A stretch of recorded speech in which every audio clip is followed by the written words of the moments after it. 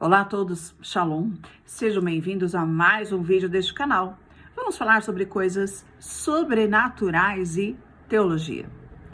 Hoje vamos falar a respeito da conhecida Lei de Talião. O que vem a ser a Lei de Talião? É aquela lei que se encontra no livro de Êxodo, capítulo 21, versículo 24, que diz: olho por olho, dente por dente. Mas não só isso, mão por mão, pé por pé.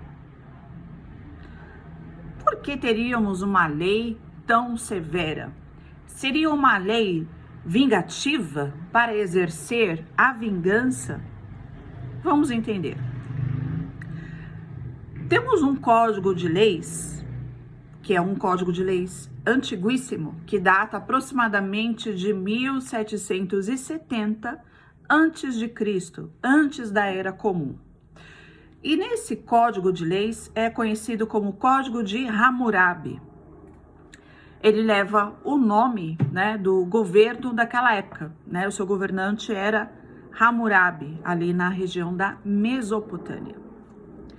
Esse código de leis foi encontrado, um achado arqueológico de 1901, numa expedição feita por franceses, e foi localizado ali na cidade de Sazan. E é uma pedra, com 2 metros e 25 centímetros de altura, que era colocada na porta das cidades, para que as pessoas pudessem ter uma orientação daquilo que deveria ser o seu dever civil de cidadão, para que houvesse um maior controle da população, estabelecia regras, estabelecia limites e também a punição para aqueles que praticavam determinadas coisas.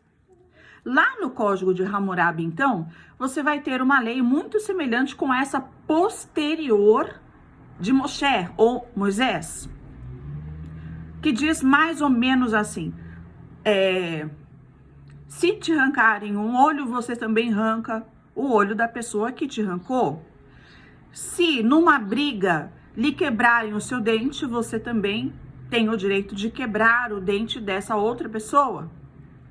E outras leis também, que são leis muito punitivas, muito severas, Se alguém arrombar a sua casa, entrar na sua casa, saquear a sua casa, você deve matar essa pessoa na porta da sua casa e ali mesmo enterrá-la. E diversas outras leis com punidades muito severas. Mas qual que era a intenção desses governantes tão severos? Era de colocar limites. Porque a pessoa sabia que, na mesma medida que ela praticava o dano a alguém, ela também seria prejudicada.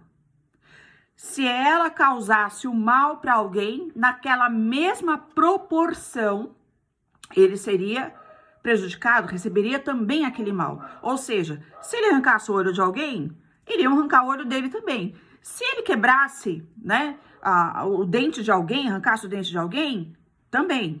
Mão por mão, pé por pé. E isso é um meio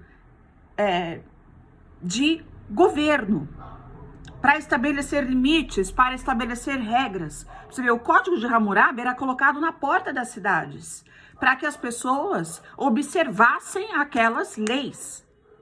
E se essas leis fossem infringidas, eles saberiam exatamente qual seria a sua punição. E aí, quando você tem a Torá, que é o Pentateuco, os 5 livros primeiro da Bíblia, é um conjunto já de 613 leis. O Código de Hammurabi tem aproximadamente 283 leis, enquanto que a Torá tem 613 leis ou mitzvot, mandamentos. E tudo isso visa trazer, legislar, trazer direitos e obrigações. de uma sociedade. É uma forma de você organizar um governo. Então, há leis acerca da área civil, da área criminal e todos os ramos da lei, só que não eram divididos exatamente desta forma, né? Mas eles colocavam limites na sociedade. Por exemplo, uma lei que é similar entre o Código de Hammurabi e também dentro da Torá oral, que ela existe a Torá, que são as 613 mitzvot, mas temos também a Torá oral, que é um conhecimento, né? Como seria, a finalidade dela seria podermos aplicar os mandamentos da Torá de forma mais prática no nosso dia a dia. Só que aí ela traz alguns complementos que vão nos ajudar, né? Por exemplo, você falar mal de alguém tinha uma grande penalidade, desde o Código de Hammurabi. Na Torá oral nós vamos ter também, não se podia enganar alguém, não se poderia mentir. E todas essas leis, né, como eu disse, tinham esse princípio, tinham essa finalidade de impor limites para que as pessoas pudessem conviver bem.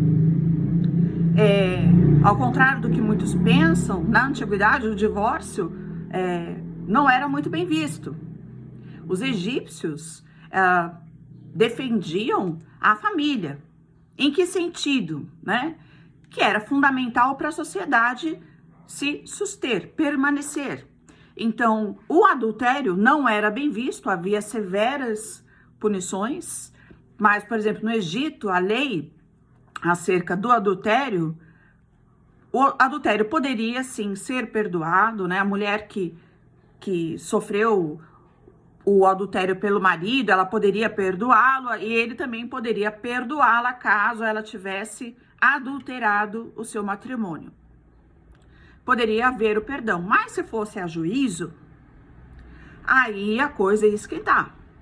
Precisaria de 2 testemunhas, evidentemente, né? E precisaria também que o marido ou a esposa consentisse em prosseguir com o processo. Se fosse realmente comprovado que houve o adultério, a primeira pena seria o divórcio. E aí, no caso, o homem poderia levar até 1000 chibatadas, o que poderia levá-lo também a óbito. Seriam 1000 chibatadas. E a mulher seria afogada. Então vejam que as leis, elas eram muito severas. Isso fazia com que as pessoas evitassem cometer esses erros, esses delitos, essas infrações, porque sabiam dos riscos e sabiam que as leis eram realmente aplicadas quando iam a júri.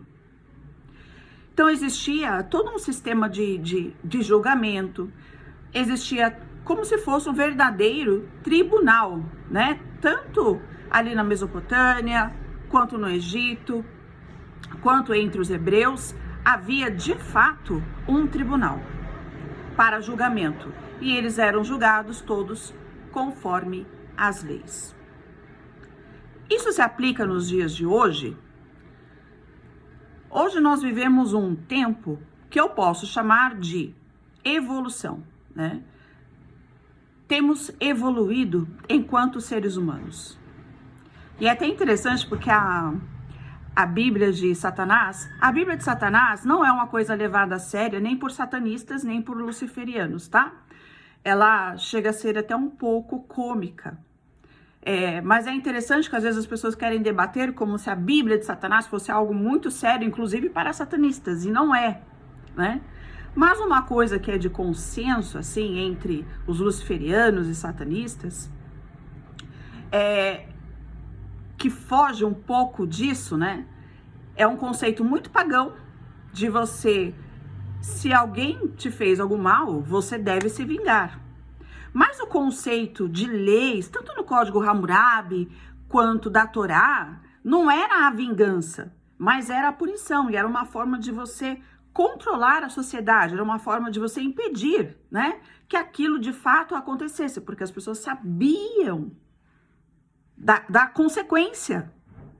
E o código de Hammurabi, ele traz muito essa questão da consequência. É a consequência, né? Principalmente a Torá, o Pentateuco.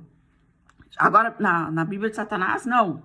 Você deve se vingar. A pessoa deve pagar o que ela fez. E é interessante que, por exemplo, não é um olho por um olho, um dente por um dente, um pé por um pé, uma mão por uma mão. Não.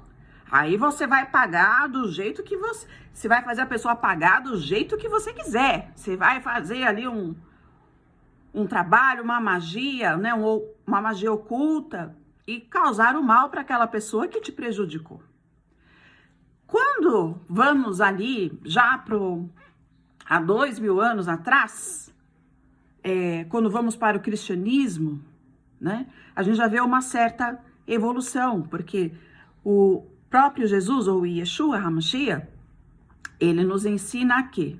A perdoar 70 vezes 7 por dia. Ele também nos ensina a quê? Pagar o mal com o bem.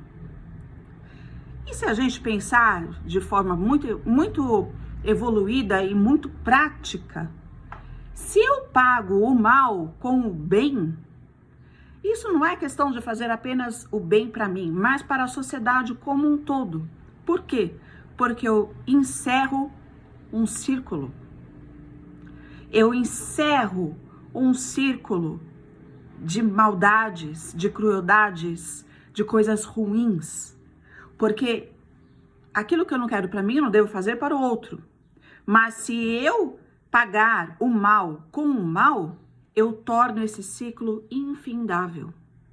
Outras pessoas serão atingidas por esse ciclo. Eu recebi esse mal, então também vou fazer. E a outra pessoa vai fazer, e a outra vai fazer, e aí você não tem encerramento desse ciclo. Bom, eu espero que vocês tenham gostado. Deixe o seu comentário aqui e não esqueça de deixar o seu like também. Shalom!